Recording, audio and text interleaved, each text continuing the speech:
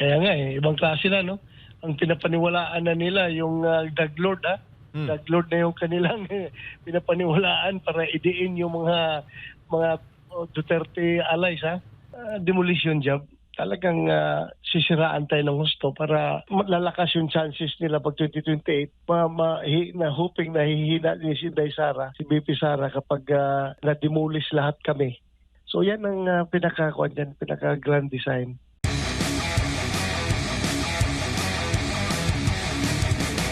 Senador, sir, nung nakarang araw, viral na viral po yung inyong video sa Senado. Nagigil kayo doon sa kay Ginang Mary Ann Maslog.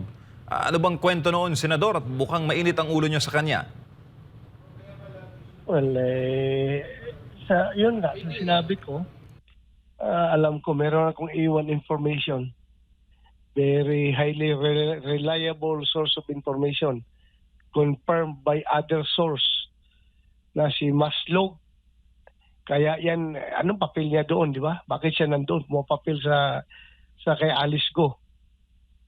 Pumapasok pa doon sa kulungan ni Alice Go 2 beses para kumbinsihin si Alice Go na pumirma ng affidavit ng mag-implicate kay Pangulong Duterte, ako, Senator Bongo, General Karamat, yung pati yung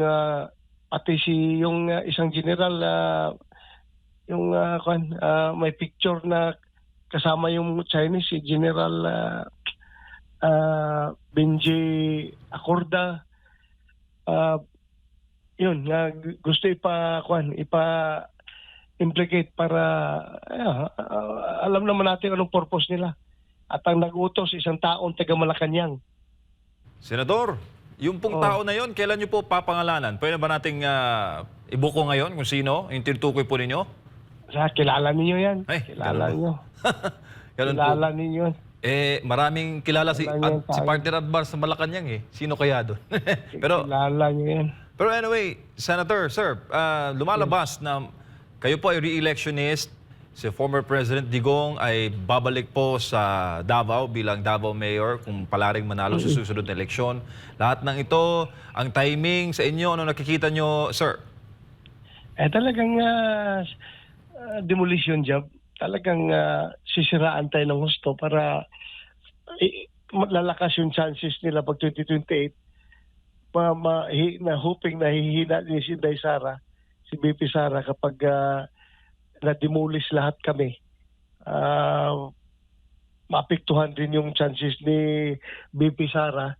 So yan ang pinaka-grand design. Opo, lalo po, Senador, na bukod po sa Senate, meron din pong quad investigation sa House of Representatives. Talagang hinahabol, Senador, lahat ng mga may kaugnayan sa mga Duterte. Kaya nga ibang klase na, no? Ang pinapaniwalaan na nila yung drug lord, ha? Drug lord na yung kanilang pinapaniwalaan para idiin yung mga Duterte allies, ha?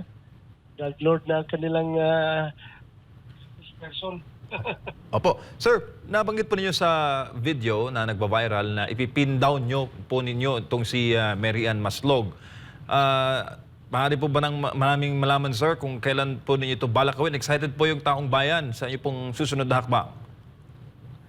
Ay sabi ko, ibig sabihin doon na mapin down ko siya sa kanyang papel na ginagampanan bilang inuutusan ng taga Malacanang na para papirmahin ng affidavit si Alice Go. Yun, pin down siya doon dahil wala siyang kawala doon. Dahil very reliable yung aking informasyon. Sir, sa pagkakalat po ninyo, bilang dati rin pong hepe ng Philippine National Police, na-monitor na ba ninyo itong si Mary Ann Maslog doon, sir, doon kayo pa ay Chief PNP? At may alam po ba kayo sa pagkatao ho nito? Marami po kasing reports na ito rong ginang na ito ay dineklara ang kanyang sarili na patay na, kaya hindi po siya mahabol-habol ng mga otoridad. Yun nga, ang lumalabas ngayon, di ba? Pero nahuli pa rin siya ng NBI dahil nga mayroon pa siyang mga ibang kaso dito na kinasangkutan. Tapos nung kinunan siya ng fingerprint, nag-match sa fingerprint ni Mary Ann Maslog. At saka talagang konfirmado na siya si Mary Ann Maslog, hindi siya si Jessica, ano yung gamit niyang bagong pangalan? May pangalan siyang bago eh. Ginagamit niya doon sa Amerika, nagtago siya sa Amerika dahil she defrauded the Philippine government ng 24 million worth ng textbook scam ang tawag ng kaso niya. At na ngayon lang after nung hearing, nagtawag sa akin yung mga tao na dati na lumapit sa akin, nagpatulong dahil na biktima rin sila ng ilang milyong pesos noon itong Mary Ann Maslog noon pa. Lumapit sa akin pero hindi na nila malukit-lukit. Yun nga, nawala na nga, pumuntang Amerika. Ngayon, tumawag sa akin na, sir, yan yung kinumplin ko sa iyo noon na nagpapatulong ako. Ilang milyon yung nakuha sa akin, sir. Tapos marami pang nagkuhan din sa akin, nagtatitik sa akin mga taga Bukidnon, taga Cagayan, nagsabi na talagang ang dami yang nabiktima yung babae na yan. So, Hustler talaga, hustler. con artist ba siya, Senador? Con artist talaga, super con artist. Kayo po ba yung magsasagawa rin ng investigasyon? Kasi sa inyo pong account, marami po nagreklamo dito kay Maslog. Ay, yung mga reklamo naman nila, ina-actionan na ng NBI at saka si IDG. Kaya nga siya, nakakulong ngayon, di ba? Kaya hindi na kailangan imbestigahan pa ng Senado yan. Ongoing naman yung mga kaso niya. Senador, may gabi si Admar po ito. Dito naman po sa naging pahayag ni nung unay umamin ito na isang sa drugs, no, patungkol sa drugs, pero meron po siyang isiniwalat din sa nagpapatuloy na Quadcom. Sabi dito, i-quote ko lang, ay ito'y patungkol doon sa pinilit mo raw siya nung kayo po ay PNP chief na magsinungaling at ikonekta si dating Senador Leila de Lima sa illegal drugs. Sabi pa niya dito, i-quote, isa sa sumundo sa akin ay si Police General Bato de la Rosa kung saan sinabi niya sa akin na idawit ko si Peter Lim sa kalakaran ng droga sa Pilipinas, pati na rin daw si Leila de Lima para madiin at bago pa man yon, pinilit nila ako na umamin na ako ay may kinalaman sa droga. Ano po masasabi niyo po dito, Senador? Admar, isa-isahin ko, no? Kung gaano kasinungaling yung gago na yan. Kasi kung sabi ko, pag makita ko, suntukin ko yung mukha niyan eh. Sobrang kasinungaling. Alam mo, unang-una, sabi niya doon sa Quadcom na sumulat daw siya, nag-request daw siya na umuwi sa Pilipinas para harapin yung kanyang problema. Napakasinungaling. Pakita ko sa iyo yung news report ng Al Jazeera ba yun? Anong stasyon doon sa Abu Dhabi? Nandoon ang report na siya, kasi ganito nangyari niyan, kaya yan nahuli. Dahil missing niyan dito, di ba? Lumayas yan. Nagtago doon, nag-abroad, pumuntang Hong Kong, tapos pumuntang Dubai, Abu Dhabi. Ngayon, merong isang OFW na nakabase sa Abu Dhabi na nakakaalam sa kanya location kung saan apartment siya nagtatago, saan siya nag-stay. At kumontak sa opisina natin, sa Office of the Chief PNP. Kaya, pinapapalo up ko sa ating AIDG. Yung AIDG natin, tumawag doon sa yung ating police attaché sa Abu Dhabi para mag-coordinate doon sa Abu Dhabi Police na hulihin yan. So, yung informasyon nanggaling sa ating opisina. So, yun. Ang pinapunta ko yung si General Dilbo, si General Pero, pinapunta ko doon sa Abu Dhabi para mahuli yung si Kerwin. So, nagpatulong sila doon sa Abu Dhabi Police. In short, hinuli yan doon. Nung hinuli, turn over sa police attaché natin. Yung police attaché natin, turn over dito kina Dilbo at kay Pero, sinamahan yan, pauwi dito sa Pilipinas. Pagdating dito sa Pilipinas, yun, sinalubong ko. So, grabing sinungaling niya. Sabi niya, nagkwento siya, sumulat na nag-request na umuwi, na hindi man siya voluntaryo umuwi, kundi hinuli yan doon. Pangalawa, yung sabi niya na pilit ko daw siya pinapaamin na siya ay may kinalaman sa droga dito. Bakit ko pa siya aminin na kalat na kalat naman na drug siya ng Albuera Leyte? Bakit ko pa siya papaaminin? Napakasinungaling. Bakit ko siya papaaminin na kalat na kalat naman, pati yung tatay niya mismo umamin mo sa akin, di ba? If you can remember, sumurindir sa akin yung tatay niya. Opo. At galit na galit sa kanyang anak dahil nadadamay doon sa buong pamilya dahil yun na gahit daw, tigas daw ang ulo. Sige pa rin daw kahit na gusto na lang huminto. Ang tatay involved din sa drugs pero gusto na daw niyang huminto pero si Kerwin nagpapatuloy. So yun na. Tapos yung tungkol kay Dilima, sabi niya pinapakausap ko pa daw binigay ko pa daw cellphone, pinakausap ko siya kay Dayan, yung boyfriend ni Dilima. Napakasinungaling. Paano ko siya pagkausap kay Dayan na nung panahon na yun si Dayan nagtatago. Hindi pa nahuli si Dayan. Paano ko magkakaroon ng number ni Dayan? Bakit ko siya pagkausapin kay Dayan? Grabe maggawa ng istorya. At anong motibo ko na ipakuha sa kanya si Dilima, ipadawi si Dilima na hindi man ako may hawak ng kaso ng Dilima, hindi man ang PNP, ang DOJ man. Wala man kami pakialam doon sa case build-up laban kay Dilima. Ang DOJ mismo ang nag-case build-up at nag-file ng kaso kay Dilima. Walang pakialam ang PNP doon. O bakit ko pipilitin siya na i-implicate si Dilima? Sunod, si Peter Lim.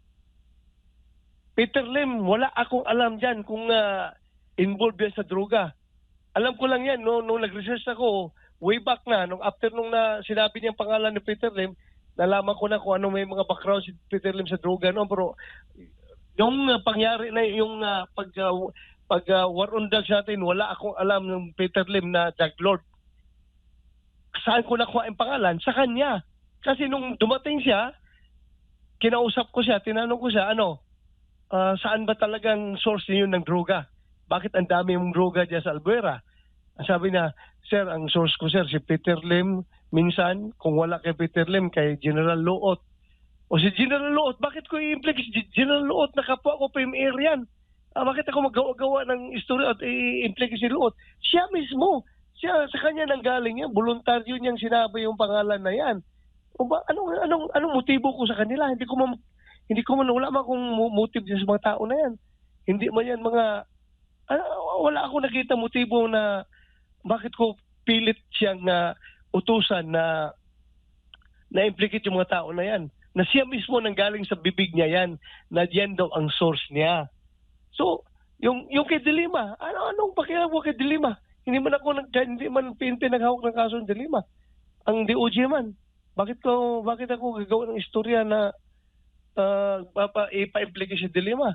Grabe talagang kasinungaling ng tao na yan. Halata man kung nagsasalita, di ba? Halatang minimorize niya yung script na pinapasunod sa kanya. Yung script na gusto niyang papalabasin, minimorize niya. Makikita mo man kung yung delivery niya. Halatang nag-iisip. Opo.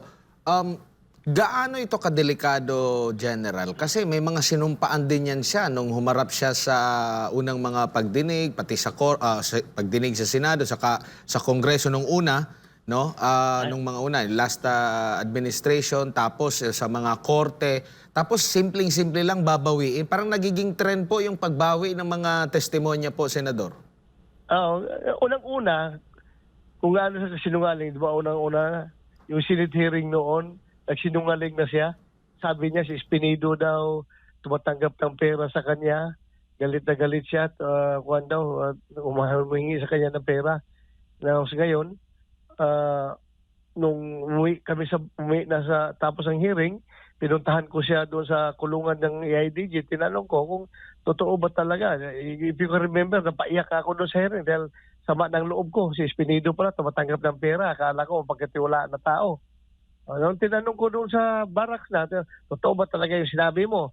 Ang sabi niya, sir, hindi totoo yun, sir. Masama lang loob ko dahil napatay yung tatay ko, kaya nasabi ko yun. So, he lied under oath doon sa Senado nung hearing na yun dahil gawa-gawa lang pa ng istorya. Tapos ngayon, yung Quadcom, gano'n na naman pinapalabas niya, gumagawa na naman sa istorya. Kung nagsinungaling siya noon, hindi malayo magsinungaling na siya ngayon. At talagang puro kasinungalingan yung pinagsasabi niya. And ang napapansin natin dito, yung mga latest niya na pagbabago na naman ng testimonya, binibigyan na naman ng bigat, parang hindi inalala ng mga kasalukuyan nag-iimbestiga yung mga dati pang mga nagtatak na sa kasaysayan na ginawa nitong itong si Espinosa po. Kasi may motibo yung kanila pag-imbestiga. Kung pag-imbestiga na ang purpose talaga nila, hindi yan in aid of legislation, kundi in aid of persecution. Gusto talaga nilang i-persecute ang mga Duterte allies para, yun na, alam mo na, demolition job. May recent naman ngayon din, ito namang naging pahayag po ni dating PCSO General Manager, dating pulis din, si Garma. At nag-iba na naman din siya ng tono at ang kanyang sinabi po ay hiniling daw sa kanya ni dating Pangulong Rodrigo Duterte na magkaroon ng isang police official nung police pa siya na maghanap ng police officer na kayang magpatupad ng war on drugs ng kagaya doon sa Davao City at ito po'y gagawin sa national scale. At sinasabi niya rito na pag nakapatay daw ng mga drug suspect ay bibigyan ng reward. Ano pong masasabi niyo ukol dito, Senador? Ewan ko kasi hindi ko man talaga hawak yung tao na yung babae na yan. Hindi man talaga yan, hindi man close sa akin yan. Hindi, ang relationship namin is normal lang. Bilang chief PNP to a subordinate, yun lang ang aking treatment sa kanya. Wala akong special relationship niyan. Nung nasa yan dito sa Davao, nung nag-city director ako, wala na yan dito sa Davao. Dati yan, assign kaya naging kaibigan ni Pangulong Duterte dahil assign yan dito sa Davao noon. Pero nung nag-city director ako, wala na yan dito sa Davao. Pero ang naalala ko, Senador, kasi matagal din akong nag-cover sa inyo nung kayo po ay hepe pa ng Davao City Police Office, kayo po yung isa sa mga pinagkatiwalaan dito sa Tok-Tok Hangyo. At kayo po yung nanguna. So, kung pagbabasehan natin itong sinabi ni Garma, nitong bago na pinahahanap daw siya ni PRRD ng pulis na kayang mag-implement ng war on drugs sa Davao, sa national scale, kayo po yung isa sa mga nanguna doon sa bakit kailangan pa na maghanap na kayo ang nanguna dyan sa Davao City sa war on drugs and at the same time, naging PNP chief din po kayo at in-implement nyo itong style ninyo sa Davao sa war on drugs sa national scale. Hindi ko alam kung ano yung pinagsasabi niya. Hindi ko alam talaga. Hindi ko narinig, hindi ko pa nakita kung anong sinasabi niya. Kasi yung sabi niya dito, during our meeting, he requested that I locate a Philippine National Police Officer or operative who is a member of the INC, indicating that he needed someone capable of implementing the war on drugs on a national scale, replicating the Davao model. This Davao model was referred to the system involving payments and rewards. The Davao model involves 3 levels of payments or rewards. First is the reward if the suspect is killed. Second is the funding of planned operation or co-plans. Third is the refund of operational expenses. Ito yung naging naging pahayag dyan po sa Quadcom. Ay, member ng INC. Yung sabi niya? O parang pinapahanap siya na dapat member daw ng INC. Member ng INC. Oo, na kaya mag-implement.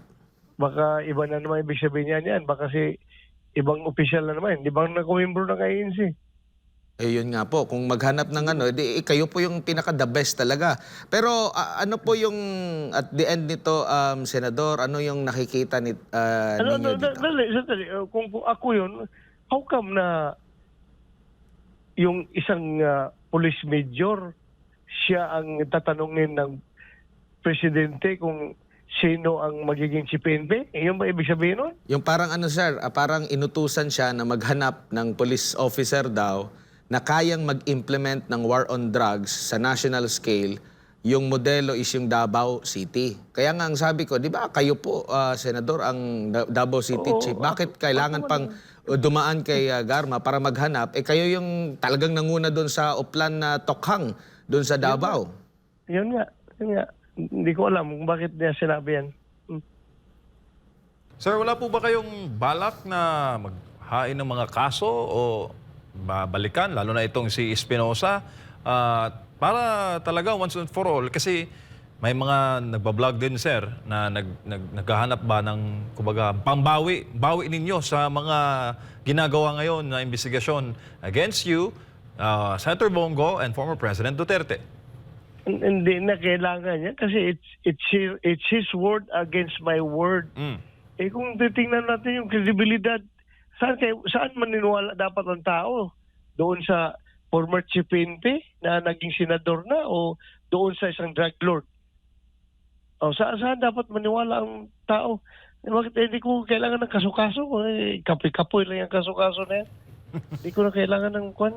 Hindi man tayo mahilig dyan sa kaso-kaso na yan.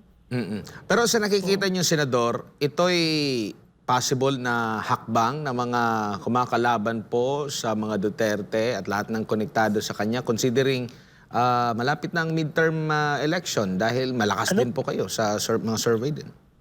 Ano pa? Yan talaga yan. Demolition job talaga. Sir, meron pong pahayag si Pangulong BBM doon po sa sinabi po ninyo na isang opisyal ng Malacanang nasa likod nitong kay Mary Ann Maslog. Sabi niya, I don't know who that person is. Your thoughts on that? Mabuti hindi niya alam. Kasi baka hindi talaga niya alam siguro. Bisaya ba ni Sir? Ha? Bisaya? Ayay ka. Senador, sa kabila po nito, ano po yung mga hakbang ninyo? Kasi, kumbaga, papalapit na rin itong midterm elections. Ano po yung mga gagawin pa ninyo na mga hakbang para maipaintindi din sa taong bayan? Kasi, kumbaga, lamang sila kasi nandyan sila. Meron sa kapangyarihan mag-hearing, wala din po ba kayong move na magkaroon din ng kahalintulad na hearing na maitanong din sila, masala din sila itong mga nababanggit doon sa Quadcom? Pangit kasi, no? Admar, kung ganun ang gagawin ko, para bang sabihin nila, ako, mahihiya rin ako eh.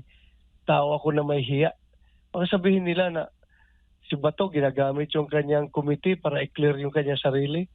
Pwede ko man i-clear ang sarili ko through explaining through the media kung i-cover ng media yung explanation ko. Pero hindi ko kailangang mag-hearing-hearing pa para salungatin yung kanilang sinasabi dahil parang lalabas nga na self-serving yung aking effort na gusto ko lang i-clear ang sarili ko. Gamitin ko pa yung aking committee. Mahiya ako. Ako, dagang salamat, Senador, sa imong panahon karong gabi una ug amping-amping sa kanunay, sir. Salamat kayo sa inyo, MJ o Gadmar. O amping po mo na mayong gabi yung diha. Mayong gabi kanatong tanan. Dagang salamat si Senador Ronald Bato de la Rosa po, mga kapartner. Kaugnay nga po dito sa mga aligasyong ipinupukol ng ilan sa mga naging resource person po dyan po sa Quadcom na pagdinig ng Kamara.